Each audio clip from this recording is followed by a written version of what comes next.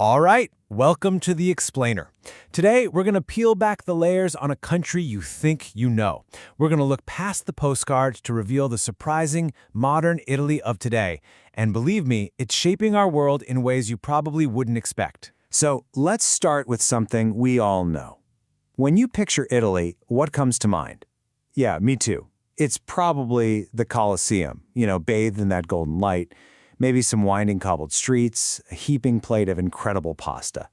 And look, that image is totally iconic for a reason. It's real. But it is absolutely not the whole story. What if I told you that right alongside that classic postcard image, there's another Italy? A reality that's a high-tech hub, a leader in logistics, a true cultural powerhouse. It's a nation in motion, tackling some really big modern challenges in some incredibly clever ways. Okay, so let's dive into our first big surprise. We're looking at how culture isn't just a pretty backdrop in Italy. Right now, it's the actual, honest-to-goodness engine behind its modern economic boom. And wow, the data here it's just remarkable. I mean, live event attendance isn't just recovering to where it was before the pandemic, it is smashing records. We're talking concerts up by almost 15%. Theater is seeing double-digit growth. But you know what's really interesting? Archaeological parks. People are flocking to these ancient sites, with attendance up more than 10%. It shows this deep, renewed appetite for something tangible, something real. And speaking of that, look at this number, 60.8 million people. That's how many people visited museums in Italy last year, a brand new record.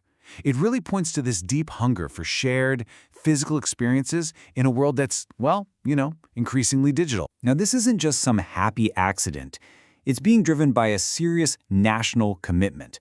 There's this program called the Art Bonus, and it has funneled more than €1 billion into cultural institutions. This is a deliberate strategy, recognizing culture as a core part of the modern economy. Okay, so from that huge nationwide economic picture, let's zoom way in.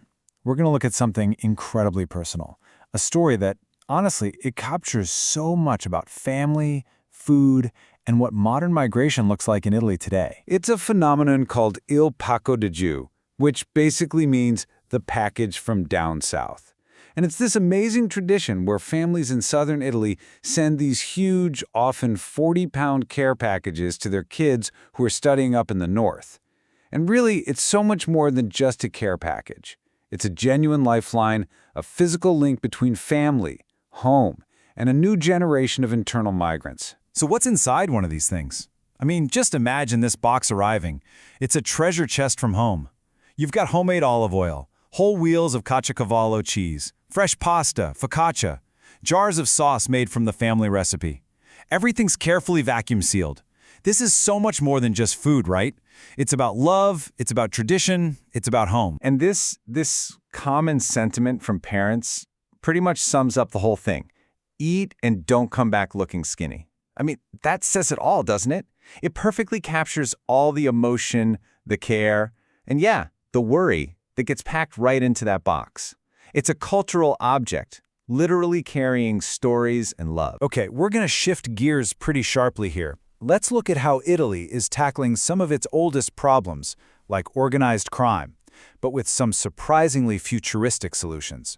This is where tradition meets high-tech. So Italy is basically fighting a two-front war here. On the digital front, you've got this really groundbreaking partnership with TikTok. They're actually training people to identify and pull down content that glorifies organized crime.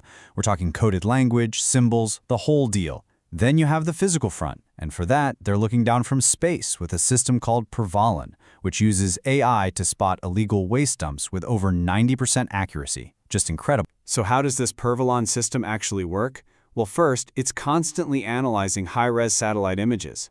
Then, its AI brain gets to work, correlating that imagery with other data, like drone surveys or even info found online. It's looking for patterns, sudden changes in how the land is being used that just scream illegal dumping. As soon as it finds a match, bang! It alerts the authorities so they can go investigate. It's a brilliant example of using AI to protect the environment and cut off a major income source for these criminal groups. All right, so let's broaden the lens again and look at the population itself, because this really is a nation in motion. We're going to explore some fascinating shifts happening in education, migration, and wealth, and how it's all connected. So university enrollment has been growing for about a decade now, which is great. But what's really interesting is the shift in what people are choosing to study. You can see here that the biggest slice of the pie, over 35% of new students, are going into law, economics, and social sciences. That's actually more than are going into STEM fields. And this stark contrast in personal savings really highlights that persistent economic divide between the North and the South. I mean, look at this. In the North, in a place like Monza, average annual savings are almost double the national average. But down south, in Crotone, they are way, way lower. This right here, this is a huge part of the reason why those students moved north for university and why those Paco de Ju lifeline boxes are so important. And that economic pressure helps explain this number, which is, well, it's just staggering. 6.3 million. That is the number of Italian citizens who are officially registered as living somewhere else. That's nearly 11% of the entire population. It really raises this profound question about what a modern Italian identity even is, when it so clearly transcends physical borders. But you know, it's not just people that are on the move. Here's one last surprising twist for you. Italy is an absolute logistical powerhouse. It ranks #1 in Europe for freight transport and #3 for maritime transport. It's this sort of hidden strength, a critical and honestly often underestimated hub in Europe's entire supply chain. So, what does all this mean when you put it together? What we've seen is a country that is masterfully balancing its incredible past with a super dynamic and sometimes messy future. It's creating a whole new blueprint for the 21st century. So here's the new portrait of Italy that we've uncovered.